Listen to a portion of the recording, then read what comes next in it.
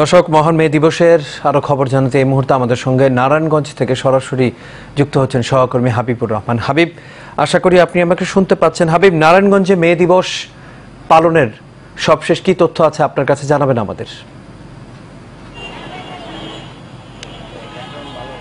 আজ পহেলা মে, আজকে শ্রমঘন এই নারায়ণগঞ্জে আসলে শ্রমিক সংগঠনগুলো বিভিন্ন ধরনের কর্মসূচির মাধ্যমে আজকের এই দিনটি পালন করছে। যদিও আমরা কিছুক্ষণ আগে নিতাইগঞ্জে গিয়েছিলাম, সেখানে আমরা দেখেছি যে আজকের দিনটাও যে ডে লেবারগুলো আছে, যারা চট্টগ্রাম থেকে যেসব জাহাজগুলো আসে, ছোট ছোট জাহাজগুলো, সেখান থেকে যে কার্গো নামানোর জন্য কাজটা তারা কিন্তু অলরেডি করেই যাচ্ছে। তো আজকের দিনটাও কিন্তু অনেক শ্রমিকেরই স্বস্তি নেই।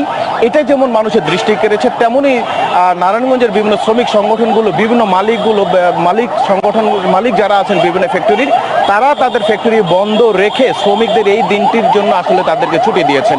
এবং আমরা দেখতে পেয়েছি যে শ্রমিকদের বিভিন্ন সংগঠনগুলো তারা মাঠে বিভিন্ন সভা, সেমিনার এবং আলোচনা সভার মাধ্যমে কাজ করছেন, দিনটি পালন করছেন। এবং কিছুক্ষণ আগে আমরা যেটা জানতে পারলাম যে জেলা প্রশাসন এবং শ্রম অধিদপ্তরও আসলে এই আলোচনা সভা এবং তারা বিশেষ দিনটি উদযাপন করেছেন। পাশাপাশি শ্রমিকদের যে বড় সংগঠন আছে নারায়ণগঞ্জের, যে কায়সার আহমেদ পলাশ আছেন, যিনি শ্রমিক সংগঠনের নেতা, কেন্দ্রীয় শ্রমিক সংগঠনের নেতা, উনি আসলে র্যালি বের করছেন কিছুক্ষণ আগে, এবং এই র্যালি শহর প্রদক্ষিণ করে শহর এবং তার আলোচনা সভার মাধ্যমে শেষ হয়েছে।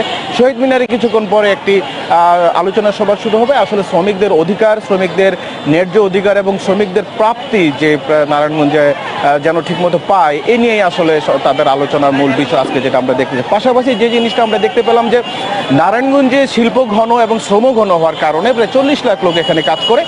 এখানে যে শ্রমিকরা আছেন তারা যেন তাদের গার্মেন্টস মালিক থেকে প্রাপ্যটুকু ঠিকমতো পায়, সেজন্য আসলে তারা আলোচনা সবাই এই ধরনের কথাই বেরিয়ে আসছে যে অনেক শ্রমিক সংগঠনগুলো, শ্রমিকরা আসলে ঠিকমতো পাচ্ছে না তাদের ন্যায্য অধিকার, সেজন্য তারা মনক্ষুণ্ণ এবং উম্মা প্রকাশ করেছেন আজকের এই দিনটিতে।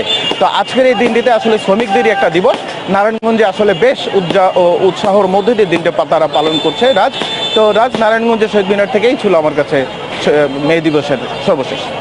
জি হাবিব, আপনাকে অসংখ্য ধন্যবাদ। দর্শক, আমাদের সঙ্গে নারায়ণগঞ্জ থেকে মে দিবসের খবর জানাচ্ছিলেন সহকর্মী হাবিবুর রহমান।